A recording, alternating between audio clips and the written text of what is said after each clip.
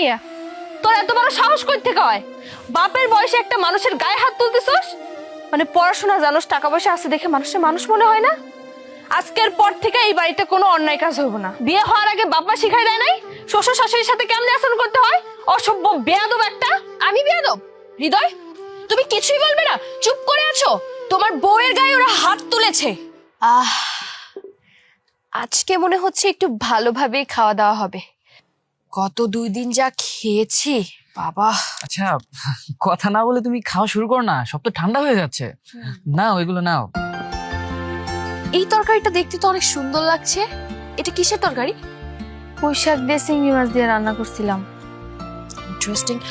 আচ্ছা দেখি, তুমি কি ভালো করে রান্না করেছো নাকি ইচ্ছা করে খারাপ করে রান্না করেছো? হ্যাঁ, এই দেখেন কেমন হয়েছে। আচ্ছা দাও, তাহলে একটু দাও। আরে আমারে সারাই সবাই বসে পড়ছে, অসুবিধা নাই, আমিও খাইতাছি। এটা আপনি কি করলেন? পুরো খাবারটা ফেলে দিলেন।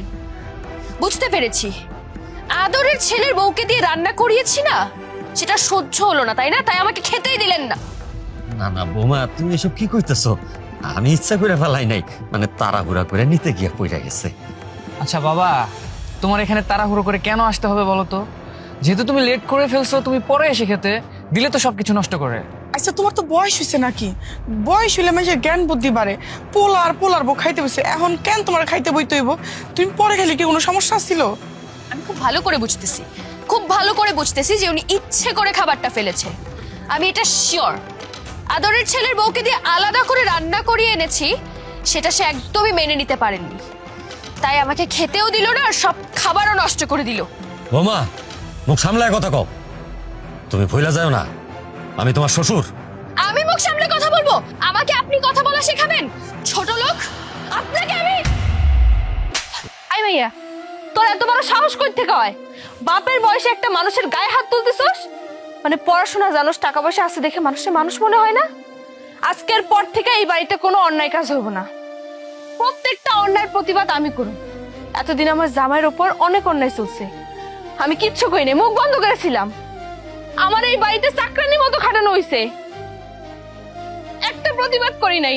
যে যেমনে যা কইছে সব কথা শুনছি, কিন্তু এগুলো কি? আমার শ্বশুরের গায়ে হাত তুলতেছে, একটা মানুষ কিচ্ছু কইতেছে না, সবাই চুপচাপ বসে আছে। খবরদার, আর কোনোদিনও যদি তুই এই কাজ করছস, তোর খবর আছে। তুই এত সাহস কই থেকে পাস? হ্যাঁ, আমার সাহস আছে, কিন্তু তোকে এত বড় সাহস কে দিয়েছে যে তুই আমার গায়ে হাত তুলছিস? তুই আমাকে শিক্ষা দিবি? তুই যে হাত দিয়ে আমাকে মেরেছিস না, তো সেই হাত আমি ভেঙে গুড়িয়ে দেব। তুই ভাবতে পারছিস না তোর সাথে আমি কি করব? তোর এসব কথা শুনে আমি ভয় পাইতেছি? শোন, আমাকে বাড়ি থেকে আমাকে বাপ মানার ঠিক শিক্ষাটা দিয়েই বাড়িতে পাঠাইছে, তোর মতো অসভ্য মানায় পাঠায় নাই। এই বিয়ে হওয়ার আগে বাবা শিখাই দেয় নাই শ্বশুর শাশুড়ির সাথে কেমনে আচরণ করতে হয়? অসভ্য বেয়াদব একটা। আমি বেয়াদব? হৃদয়, তুমি কিছুই বলবে না? চুপ করে আছো? তোমার বউয়ের গায়ে ওরা হাত তুলেছে। ওকে বের হয়ে যেতে বলো, এই মুহূর্তেই বাড়ি থেকে বের হয়ে যেতে বলো। আর এসব খাবার আমি খাবো না, এগুলো নিয়ে বের হয়ে যেতে বলো। তোমার এসব খেতে হবে না। আরে ছোট লোক, এই সমস্যা কি তোমার? হ্যাঁ, কি শুরু করছো তোমরা? তুমি এই মুহূর্তে বাড়ি ছেড়ে চলে যাবে, আর তোমাকে এই বাড়ির ত্রিসীমানায় যেন আমি না দেখি, নাহলে কিন্তু খুব খারাপ হয়ে যাবে, আমি বলে দিচ্ছি। ভাই তুই মাথাটা ঠান্ডা কর, আমরা চলে যেতেছি। চলো বউ। তুমি একদম চুপ করে থাকো, তুমি কোনো কথা কইবে না। এতদিন যখন তোমার উপর অন্যায় হইছে, আমার উপরে অন্যায় হইছে, তুমি একটা কথাও কও নাই, চুপচাপ ছিলা। তুমি যা কইছো আমি এতদিন তাই শুনছি, কিন্তু আর না, আর কত শুনুম? তোর আমি আগে কইছিলাম না যে তুমি যে চুপচাপ তাকে প্রশ্রয় দিতেছো, তারা তোমাকে পায়া বসবো, তখন তোমার উপর আরো অত্যাচার করবো, আরো অপবাদ দিব। দেখছো এই মেয়ের কত বড় সাহস, তোমার বাপের গায়ে হাত তুলতেছে, তুমি এটা দেখাও চুপ করে আছো। কারে দেখা ভয় পাইতেছো তুমি?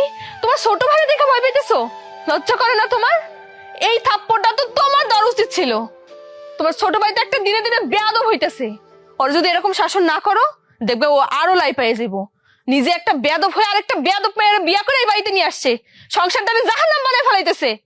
কি কইতেছো? পাগল হয়ে গেছো? মাথাটা একটু ঠান্ডা কর, আমার কথাটা শুনো। আমি যা কইতেছি একদম ঠিক কইতেছি। আমি তো এই বাড়িতে আর চুপ করে থাকুম না, আর এই বাড়ি থেকে বাইর হয়েও যাবো না। তুমি আমি এই বাড়িতেই থাকুম, অধিকার নিয়ে থাকুম। আমিও এই বাড়ির বউ, এই বাড়ির বড় বউ। আমাকে তো কোনো সমস্যা নাই। যদি কারো চলে যাইতে হয়, যার সমস্যা সে চলে যাবে।